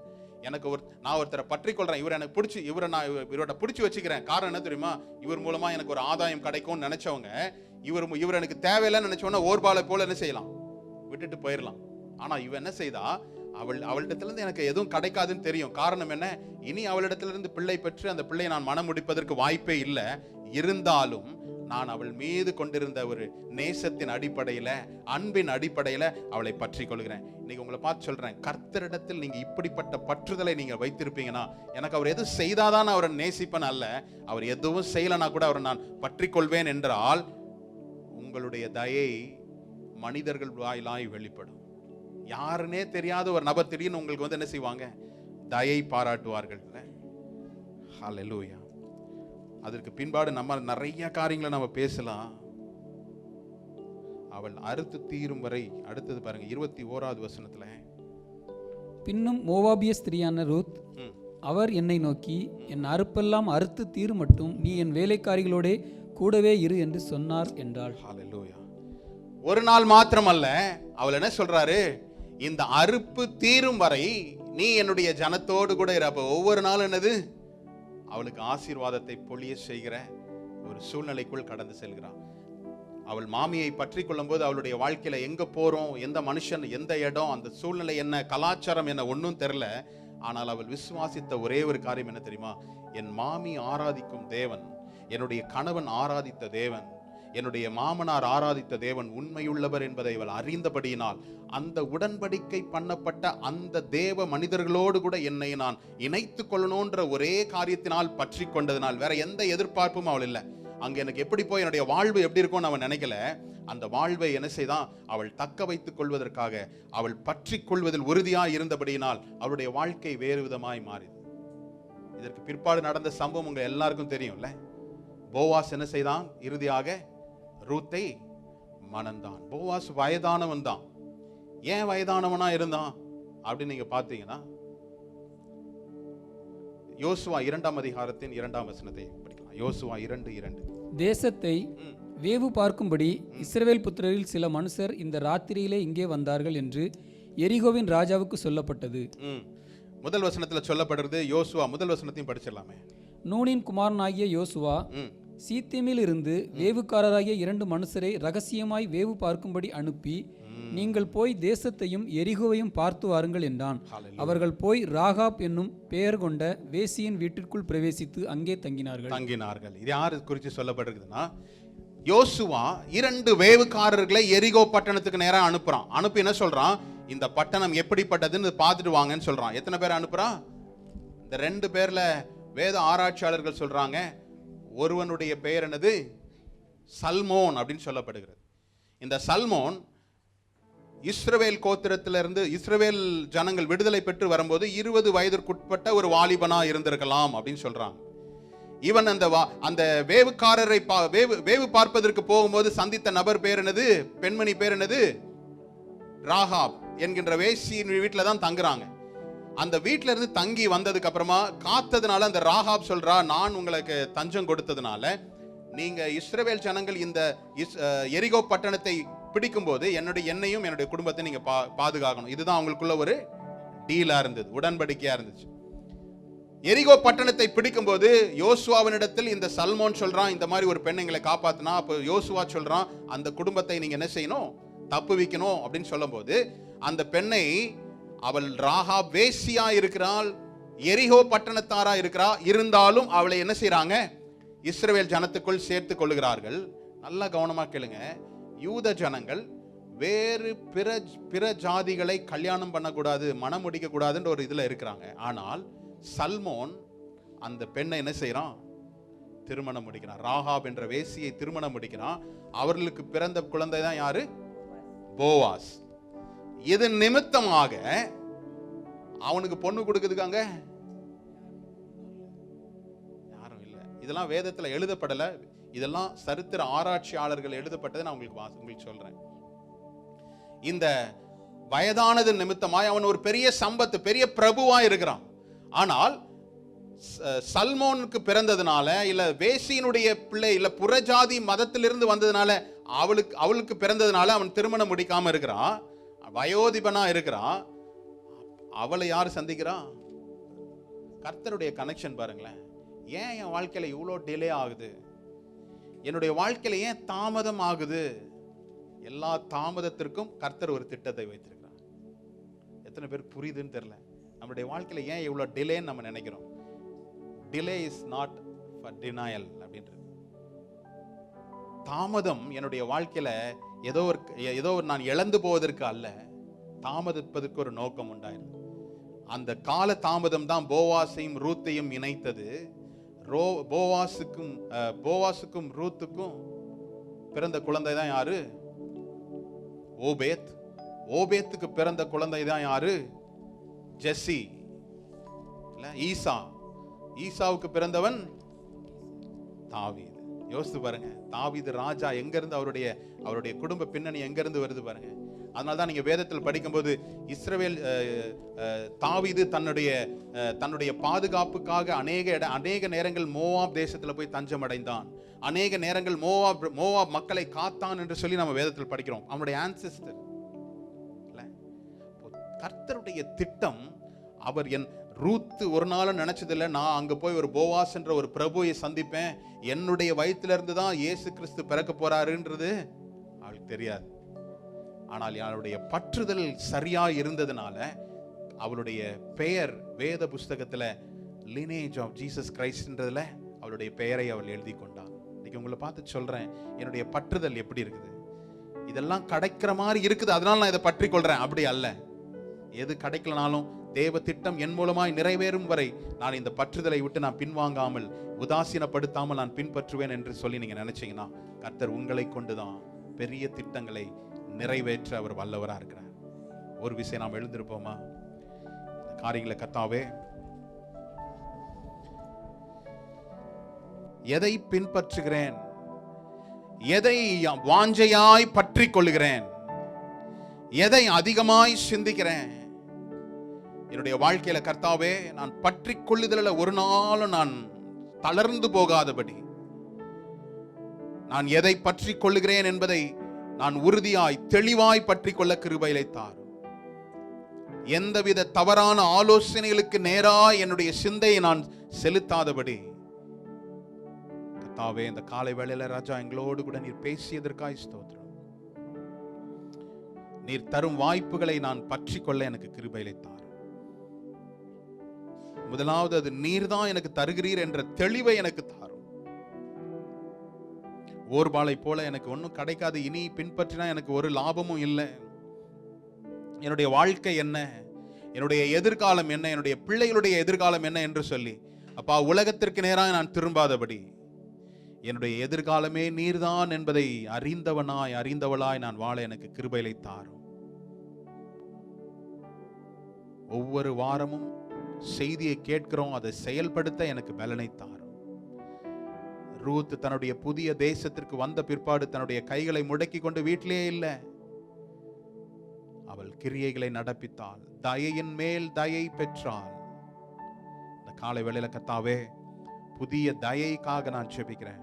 உம்முடைய பிள்ளைகள் கர்த்தாவே ஒரு டிவைன் ஃபேவரை பெற்றுக்கொள்ளத்தக்கதாய், உம்முடைய கரங்களிலிருந்து இந்த காரியங்களை பெற்றுக்கொள்ளத்தக்கதா எதெல்லாம் எதிர்பார்க்கிறாங்களோ கர்த்தாவே, நான் உம்மை விட்டு ஒரு நாள் விலகாதபடி உம்மை பற்றி கொண்டவனாய் நான் ஜீவிக்க எனக்கு கிருபையை தாரும் சொல்லி